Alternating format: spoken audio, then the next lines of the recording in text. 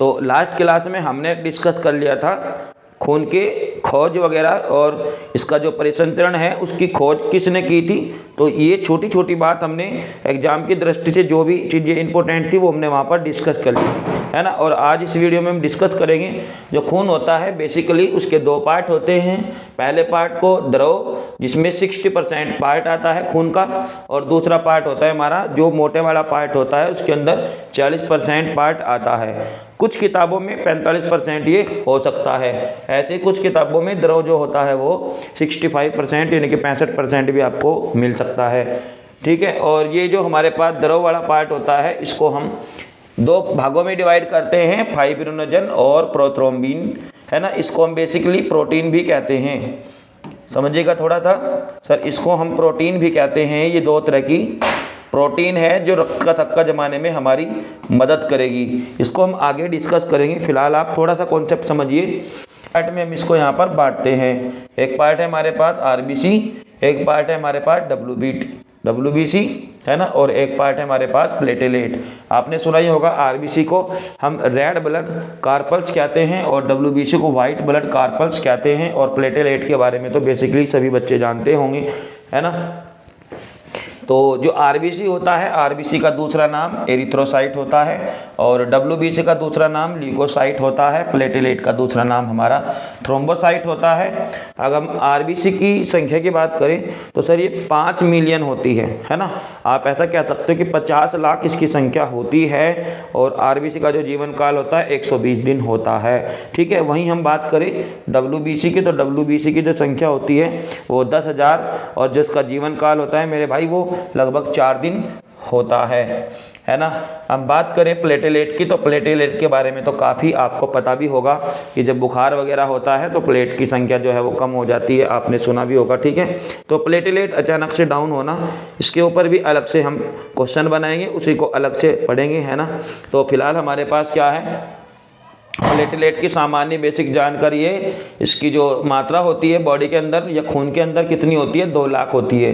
और अगर हम इसके जीवन काल की बात करें सर तो इसका 7 दिन जीवन काल होता है, ठीक है। इतनी बात समझे आप। और आपने सुना होगा जब हम खून की जांच करवाते हैं तो खून की जांच में डॉक्टर जो होता है ना, पैथोलॉजी लैब पे जो होता है वो किस चीज़ की जाँच करता है, वो करता है सीरम की। ध्यान रखें, है ना। खून की जांच में किस चीज़ की जांच होती है, सीरम की जांच होती है। तो सीरम भी एक द्रव ही है, सीरम, ठीक है। तो जब बीमारियों का पता लगता है कि खून के माध्यम से इसकी बॉडी के अंदर क्या क्या बीमारी है तो उसमें जांच होती है सीरम की। ये बहुत इंपॉर्टेंट क्वेश्चन है, इसको ध्यान रखिएगा, ठीक है। चलिए सर आगे बढ़ते हैं थोड़ा सा। सर अब हमारे पास है आरबीसी, डब्ल्यूबीसी और रुधिराणु, ठीक है। रुधिराणु मतलब जो बिंबाणु है प्लेटलेट की, यहाँ पर हम बात करेंगे। तो जो बिंबाणु है हमारे पास वो देखो क्या होता है, हालांकि सारे के सारे रुधिराणु ही हैं, है ना, मोटे पार्ट ही हैं, बट बिंबाणु इसको आप यहाँ पर कह सकते हो। इसको थोड़ा सा हटा देंगे तो आरबीसी का जो आकार होता है वो गोल गोल होता है ना। तो लाल लाल लाल छोटी छोटी लाल लाल होती है, ये लाल रुधिर कणिकाएँ छोटी छोटी लाल, ठीक है। इसीलिए मैं कह सकता हूँ कि इसका जो आकार होता है भाई वो गोल होता है, और जो डब्ल्यूबीसी का जो आकार होता है वो अनिश्चित होता है, ठीक। डब्ल्यूबीसी का कोई निश्चित आकार नहीं होता है भाई। प्लेटलेट क्या होता है, उत्तल लेंस के आकार की होती है ना। तो बॉडी के अंदर जो खून के अंदर जो प्लेट होती है वो कैसी होती है, वो उत्तल आकार की होती है। जैसे उत्तल लेंस होता है ना, किनारों से पतला और बीच में से मोटा होता है, तो वो हमारे पास क्या होता है सर, उत्तल लेंस होता है, ठीक है। अगर हम बात करें आरबीसी की, अगर आप किसी पहाड़ी वाड़ी पर जाइएगा, है ना, अगर आप किसी ऊंचाई पर चढ़ेंगे तो इसका जो आकार होता है आरबीसी का वो थोड़ा सा क्या होने लगता है, वो बढ़ने लगता है ना। तो आकार जो है वो बढ़ने लगता है। अगर आप ऊंचाई पर चढ़ेंगे तो आकार क्या होगा, बढ़ने लगेगा, ठीक है। और अगर हम केंद्रक की बात करें तो इसमें केंद्रक नहीं होता है आरबीसी के अंदर, ध्यान रखिएगा, आरबीसी के अंदर केंद्रक नहीं होता है। और वहीं अगर मैं बात करूं डब्ल्यूबीसी की, तो डब्ल्यूबीसी के अंदर केंद्रक होता है, प्लेटलेट के अंदर भी केंद्रक नहीं होता है मेरे भाई, इनको ध्यान रखिएगा। और दूसरी बात अगर हम करें लाइसोसोम की, लाइसोसोम क्या होता है, आत्महत्या की थैली जिसको हम कहते हैं, है ना। अगर एक बार ये मर जाएगा ना आरबीसी, तो ये क्या होगा, ये पचेगा ही नहीं। क्यों नहीं पचेगा सर, इसके अंदर लाइसोसोम नहीं होता है। लाइसोसोम एक कोशिका का पार्ट होता है, है ना। तो जो लाइसोसोम होता है वो कोशिका का एक पार्ट होता है जिसको हम सुसाइड बैग के नाम से जानते हैं, है ना। ये सुसाइड बैग क्या करता है, जब इसका जीवन काल मतलब अंत हो जाए तो ये ख़त्म हो जाता है, तो ख़त्म नहीं होता। क्यों? क्योंकि इसके अंदर लाइसोसोम ख़त्म करने वाली चीज़ ही नहीं होती है, तो ये ख़त्म नहीं होता है, ठीक है। इसका मतलब ये है कि ये जो ब्लड बैंक है, इससे पहले वीडियो में मैं आपको प्लीहा के बारे में, स्प्लीन के बारे में डिस्कस किया था, तो वहाँ पर हमने इसको जो कबर कहा था ना, कबर, तो खून की जो कबर होती है वो स्प्लीन होती है, प्लीहा होती है, जिसको हम ब्लड बैंक के नाम से भी जानते हैं।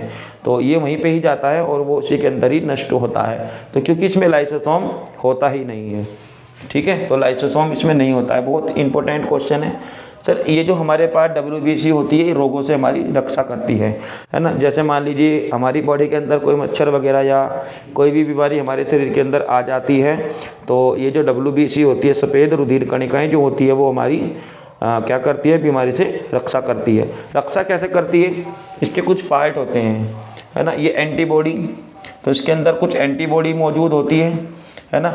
और लिम्फोसाइट, इसको हम टी लिम्फोसाइट के नाम से बेसिकली जानते हैं। टी लिम्फोसाइट क्या करती है? रोगों से लड़ती है, फाइट करती है, ठीक है। जैसे इलाके होते हैं ना, अगर एक गुंडे का इलाका, दूसरे गुंडे का इलाका, इस तरीके से जो इलाके होते हैं, तो दूसरे के इलाके घर में घुसते हैं तो कुछ ना कुछ फाइट होती है, लड़ाई झगड़ा होता है। ऐसे ही यहाँ पर होता है, अगर बॉडी के अंदर कोई भी ऐसे हानिकारक पदार्थ जाते हैं तो वहाँ पर जो लिम्फोसाइट होती है, टी लिम्फोसाइट, तो उनके साथ लड़ती है और फाइट करके उनको नष्ट करने की कोशिश करती है ना।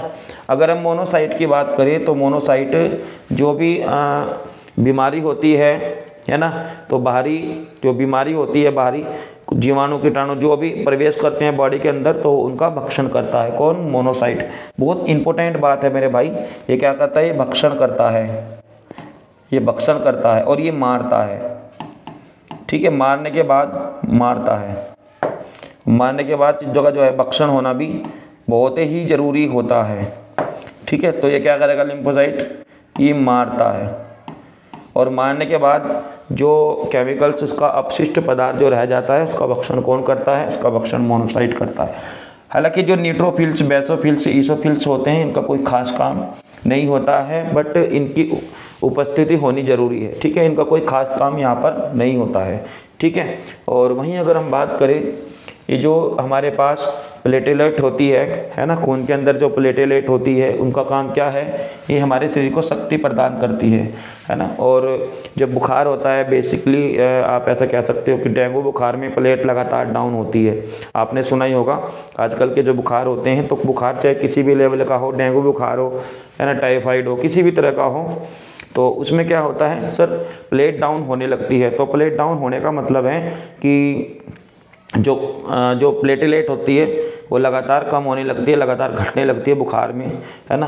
तो ये शक्ति प्रदान करती है। अगर बुखार के अंदर आपने देखा होगा हमारे कमजोरी वगैरह आ जाती है, चला भी नहीं जाता है, हाथ पैरों में दर्द होता है, तो प्लेटेलेट की संख्या कुछ कम हो जाती है। इसको बढ़ाने के लिए हम क्या करते हैं? इसको बढ़ाने के लिए हम क्या करते हैं? तो चिकित्सा सलाह लेते हैं, या फिर गिलोय की बेल जो होती है ना, उसको भी यहाँ पर लिया जा सकता है। एलोवेरा भी लिया जा सकता है, एलोवेरा, है ना, एलोवेरा लिया जा सकता है, एलोवेरा भी लिया जा सकता है, ठीक है। और फल भी लिए जा सकते हैं। गोल्ड मिल्क की अगर हम बात करें, बकरी का दूध, है ना, या भेड़ का दूध वगैरह से भी इसको इंक्रीज किया जा सकता है, प्लेटेलेट को, ठीक है। तो ये बात थी सर प्लेटेलेट की। वहीं अगर हम बात करें RBC के कारण जो रोग हो जाता है वो एनीमिया हो जाता है। एनीमिया एक तरीके से समझ सकते हैं कि हड्डियों में दर्द होने लगता है, ज़्यादा देर तक हम खड़े नहीं हो सकते हैं, तो ये सारी की सारी चीज़ें यहाँ पर होंगी, ठीक है। तो अगला जो हमारे पास सर होगा यहाँ पर, जो ये सारा का सारा मैटर है, तो चूँकि मैं आपको बता चुका सर, ये जो हमारे पास फाइब्रिनोजन और प्रोथ्रोम्बिन प्रोटीन है, इसके लिए मैं अलग से वीडियो बना रहा हूँ, आपको बहुत जल्द इसका वीडियो प्रोवाइड करा दूँगा। क्योंकि ये जो हमारे पास प्रोटीन होती है, तो ब्लड के थक्के वगैरह जमने से हमारी मदद करेगी। तो कैसे काम करती है, इसको हम नेक्स्ट पार्ट में डाल देंगे, ठीक है। तो इस वीडियो में केवल इतना ही। आप चाहे तो इसका स्क्रीनशॉट लीजिए, आप इसका स्क्रीनशॉट लेना चाहे ले लीजिए, क्योंकि एग्ज़ाम की दृष्टि से चाहे आप किसी भी लेवल की तैयारी कर रहे हो, तो जो मोटा मोटा था यहाँ पर मैं आप उसको ले लिया हूँ, ठीक है। तो आप इसको स्क्रीनशॉट चाहे ले सकते हो, ठीक है। और इसका दूसरा पेज भी था, इसका एक पेज ये वाला है, आप इसको भी नोट कर सकते हो, ले सकते हो। अगर आपकी कोई भी क्वेरी हो, कोई भी क्वेश्चन आपका हो तो आप मुझे कमेंट सेक्शन में ज़रूर बताइए। तो